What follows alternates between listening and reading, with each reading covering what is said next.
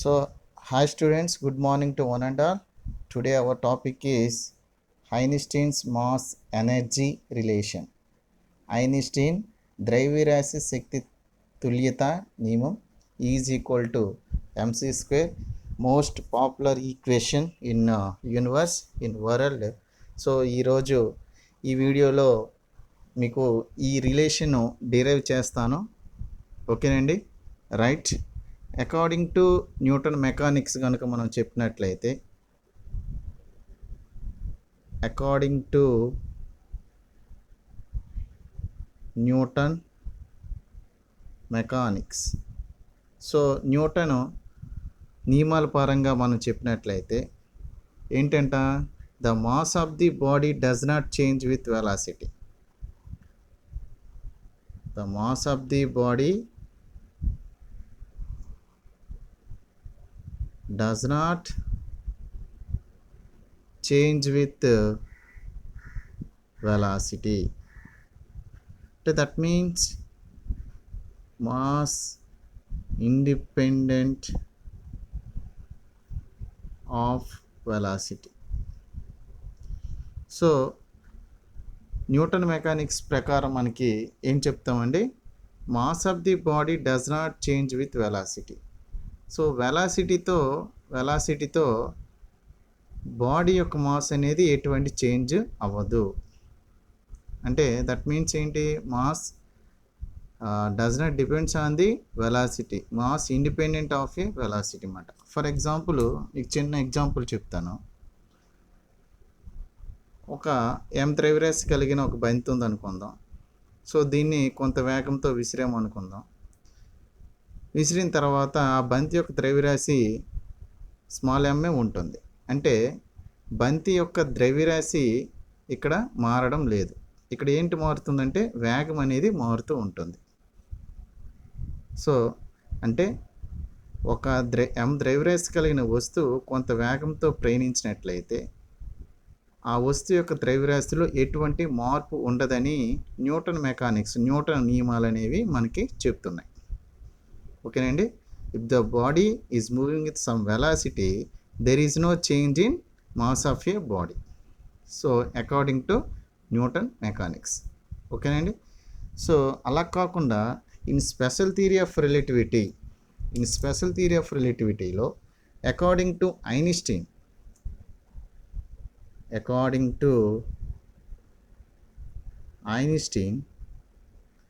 So according to Einstein ఏం చెప్తున్నారంటే, the mass of a body in motion increased with velocity. So according to Einstein సిద్ధాంతం ప్రకారం మనకి ఇక్కడ ఏం చెప్తుందంటే, స్పెషల్ థియరీ ఆఫ్ రిలేటివిటీలో ప్రత్యేక సాపేక్షత సిద్ధాంతంలో ఐన్స్టీన్ ప్రతిపాదన ప్రకారం ఏం చెప్తుందంటే, ద్రవ్యరాశి కలిగిన ఒక వస్తువు అనేది కొంత వేగంతో ప్రయాణించినట్లయితే, v⁴ వేగంతో ప్రయాణించినట్లయితే ఆ వస్తువు యొక్క ద్రవ్యరాశి లేదా కణం యొక్క ద్రవ్యరాశి అనేది మార్పు చెందుతుంది, పెరుగుతుంది. ఫర్ ఎగ్జాంపుల్ ఇక్కడ m1 అనుకుంటే, అంటే తొలి ద్రవ్యరాశి m1 అనుకుంటే v⁴ వేగంతో ప్రయాణించినట్లయితే ఆ కొంత సమయం తర్వాత దాని యొక్క ద్రవ్యరాశి m2 అయినట్లయితే ఇక్కడ m2 is greater than m1 అని మనకి ప్రత్యేక సాపేక్షత సిద్ధాంతంలోని ఐన్స్టీన్ సిద్ధాంతం ప్రకారం ఇక్కడ మనకు చెప్తుందండి. అంటే ద్రవ్యరాశి కలిగిన ఒక కణము లేదా ఒక వస్తువు అనేది కొంత వేగంతో ప్రయాణించినట్లయితే ఆ వస్తువు లేదా కణం యొక్క ద్రవ్యరాశిలో మార్పు వస్తుంది. నెక్స్ట్ ఆ వస్తువు యొక్క ద్రవ్యరాశి అనేది ఆ కణం యొక్క వేగంతో పెరుగుతూ ఉంటుంది అని ఐన్స్టీన్ సిద్ధాంతం ప్రకారం ఇక్కడ మనకి తెలియజేస్తామండి. Okay. So for example, initial mass of particle m0 అనుకున్నట్లయితే, ఇది కొంత వెలాసిటీతో మూవ్ అయినట్లయితే దాని యొక్క final mass m is equal to m0/√1 - v²/c² ఉంటుందని ఐన్స్టీన్ థియరీ ప్రకారం చెప్తున్నారండి. ఓకే, అంటే m0 అనేది రెస్ట్ మాస్ ఆఫ్ పార్టికల్ అనుకుందాం. సో ఈ పార్టికల్ అనేది కొంత v వెలాసిటీతో మూవ్ అయినట్లయితే ఆఫ్టర్ సమ్ టైమ్ దాని యొక్క మాస్ ఏమవుతుందండి, mass is equal to m0/√1 minus v²/c² అవుతుందండి. Year m is greater than m0 అన్నమాట. ఓకేనండి. ఫర్ ఎగ్జాంపుల్ మనకి ఎగ్జాంపుల్ ఏంటంటే photon travels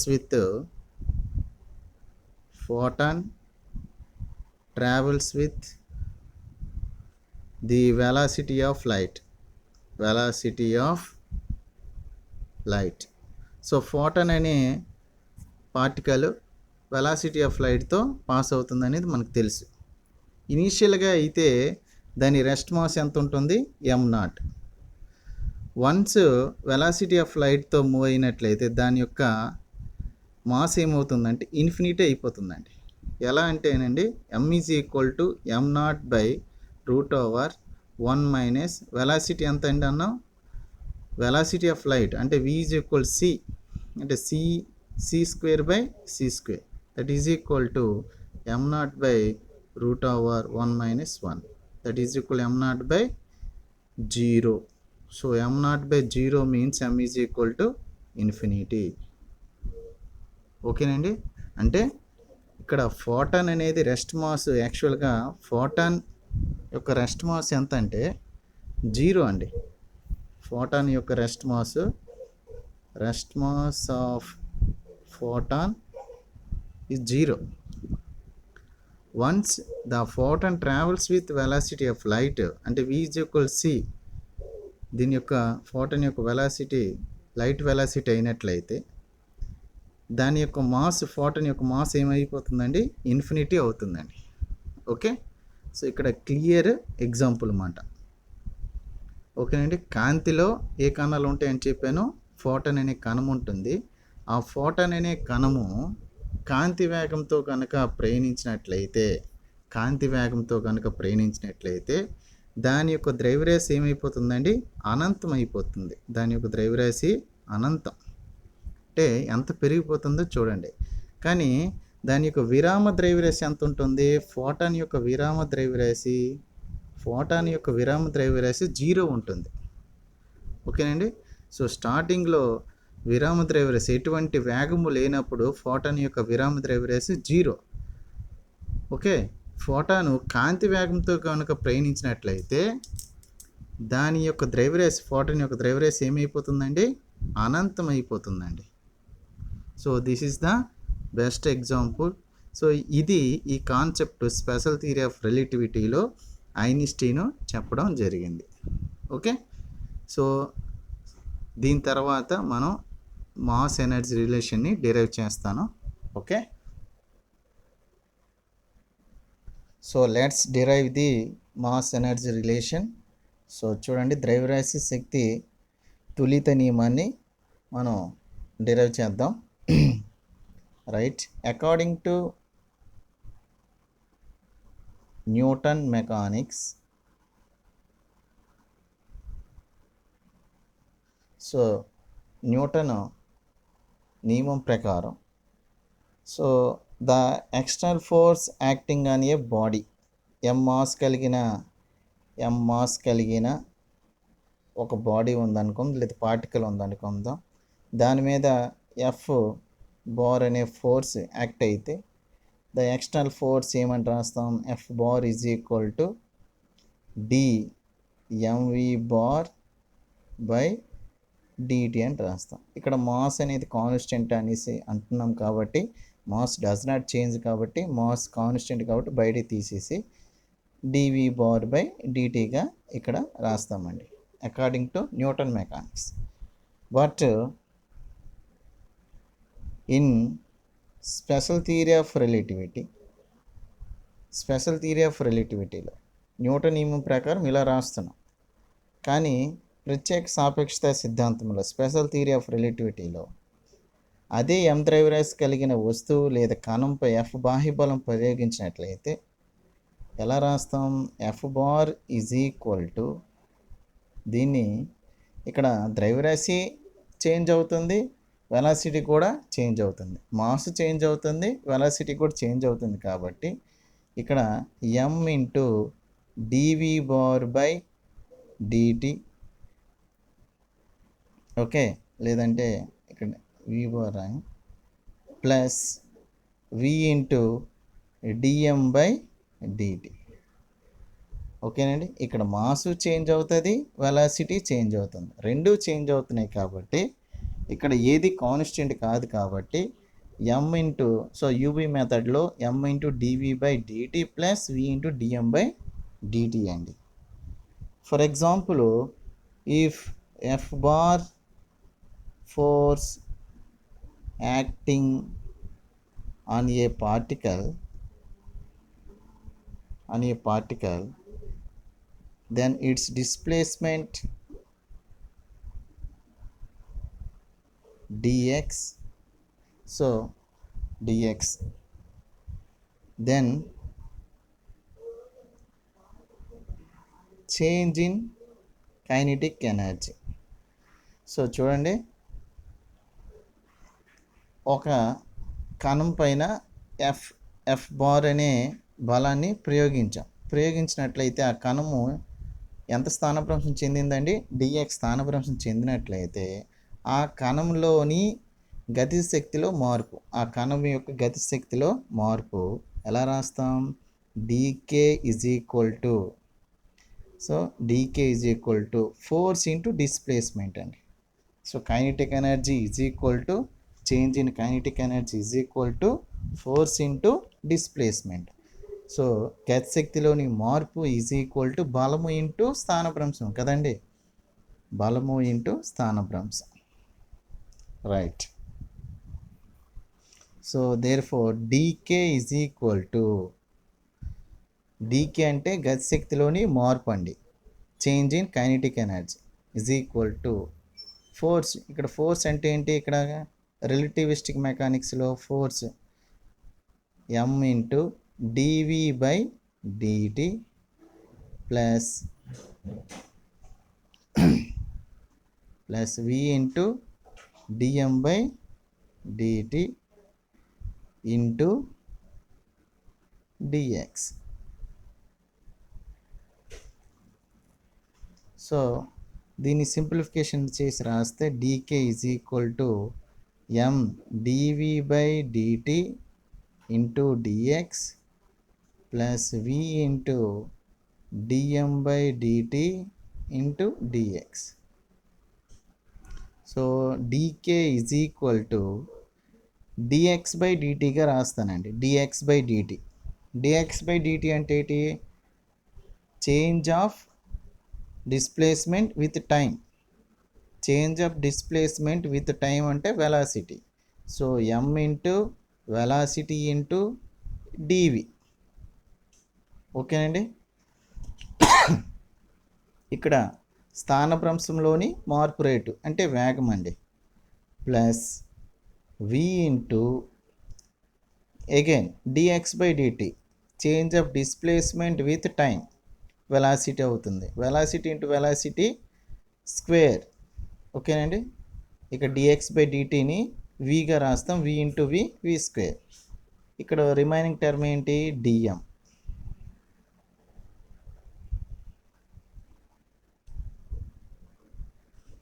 so dk is equal to mv dv plus v square dm. So దీన్ని equation 1 అని అందామండి, okay.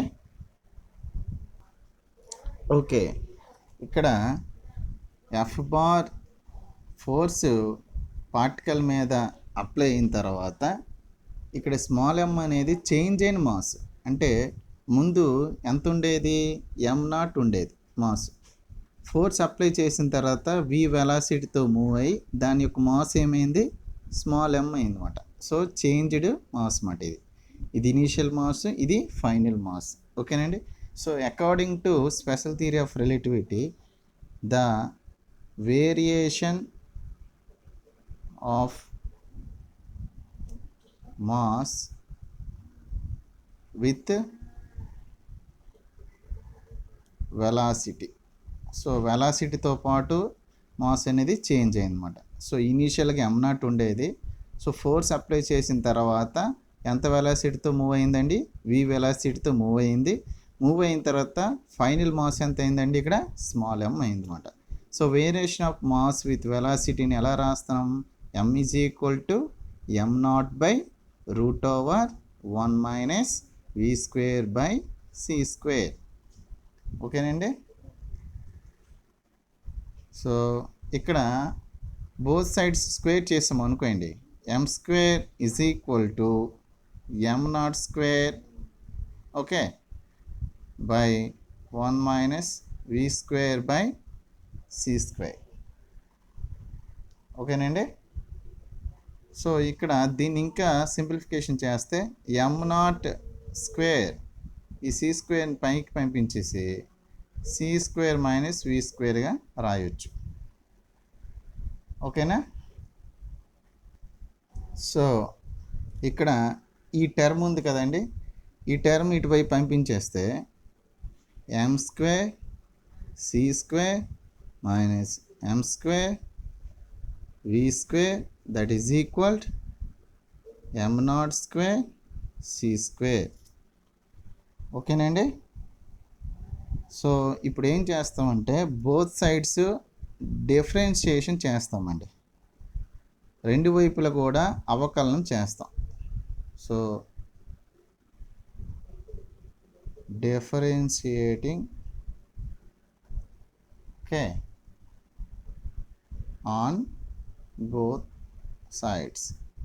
So ఇరువైపులా మనం అవకలనం చేయాలి. సో అవకలనం చేస్తాం. ఇక్కడ m అనేది చేంజ్డ్ మాస్ అనేది చేంజ్ అవుతుంది, c అనేది కాన్స్టెంట్. ఇక్కడ మాస్ చేంజ్ అవుతుంది, ఇక్కడ v అనేది చేంజ్ అవుతుంది. m0 అనేది కాన్స్టెంట్, m0 అనేది ఏంటి, rest mass of particle. So ఇక్కడ మీరు గుర్తుపెట్టుకోండి, m0 అంటే రెస్ట్ మాస్ ఆఫ్ పార్టికల్, విరామ ద్రవ్యరాశి. ఓకేనండి. ఇక్కడ మళ్ళీ c అంటే కాన్స్టెంట్. సో ఈ రెండు కూడా కాన్స్టెంట్. ఓకేనండి. c అనేది కాన్స్టెంట్, m0 అనేది కాన్స్టెంట్. ఇందులో m అనేది చేంజ్ అవుతుంది, v అనేది చేంజ్ అవుతుంది. సో బోత్ సైడ్స్ డిఫరెన్షియేటింగ్ చేసినట్లయితే ఇప్పుడు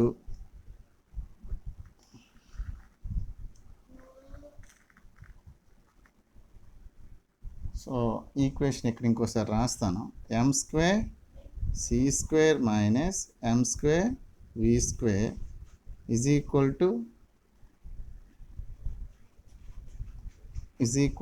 m0² c². So both side differentiating చేయాలి కదండి.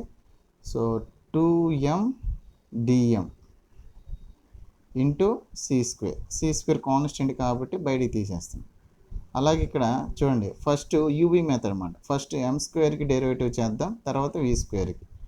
2m dm into v² minus తర్వాత v²కి డెరివేటివ్ చేయండి, m² into 2v dv that is equal to m0 c, రెండు కూడా కాన్స్టెంట్ కాబట్టి డెరివేటివ్ చేస్తే 0 అండి. సో ఇక్కడ 2m, ఇక్కడ కూడా 2m, ఇక్కడ కూడా 2m కాన్స్టెంట్గా ఉంది కాబట్టి కామన్ తీసి ఇటువైపు పంపించేస్తాం. సో ఏమవుతుంది, c² dm, ఓకేనండి, మైనస్ v² dm మైనస్ ఇక్కడ 2m కాబట్టి ఒక m ఉంటుంది, m into v dv is equal to 0. Okay.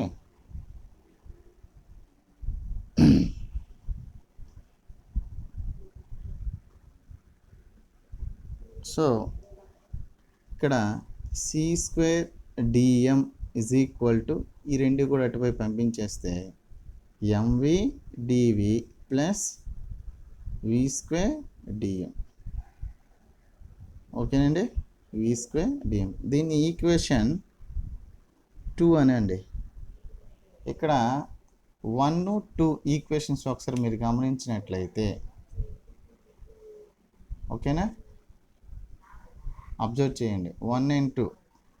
So 1 dk mv dv plus v square dm. Second ఈక్వేషన్లో mv dv plus v square dm. So 1 and 2 equations నుంచి మనకి ఏంటంటే రాస్తాం, ఈ టర్ము ఇక్కడ ఈ టర్ము మొత్తం ఈక్వల్ కాబట్టి, సో ఫ్రమ్ ఎలా రాయొచ్చు, from 1 and 2 equations dk is equal to ఏమని రాసుకోవచ్చండి, c square into dm, c square into dm అని రాయొచ్చండి. ఓకే, సో ఇయర్ మనం m0 పార్టికల్ మీద F బార్ ఫోర్స్ అప్లై చేసిన తర్వాత దాని యొక్క మాస్ అనేది ఎంకి చేంజ్ అయింది. v వెలాసిటీతో మూవ్ అయిన తర్వాత దాని మాస్ అనేది m0 నుంచి ఎంకి చేంజ్ అయింది. ఓకేనా, సో ఈ ఈక్వేషన్ని, ఈ పైన ఉన్న ఈక్వేషన్ని ఇంటిగ్రేషన్ చేసినట్లయితే dk is equal to integration c square d m. Mass ఎక్కడి నుంచి ఎక్కడ చేంజ్ అవుతుందండి, ఇనీషియల్ మాస్ m0 నుండి ఎంకి చేంజ్ అవుతుందన్నమాట. So therefore kinetic energy is equal to c square into, constant కదా సి స్క్వేర్, కామన్ తీసేస్తే స్మాల్ m, లిమిట్స్ ఏంటి m0 m. ఓకే, సో ఇక్కడ మీరు గమనించండి, k is equal to, so upper limit minus lower limit అంటే mc square minus m0 c square అండి. ఓకేనా, అర్థమవుతుంది కదండి.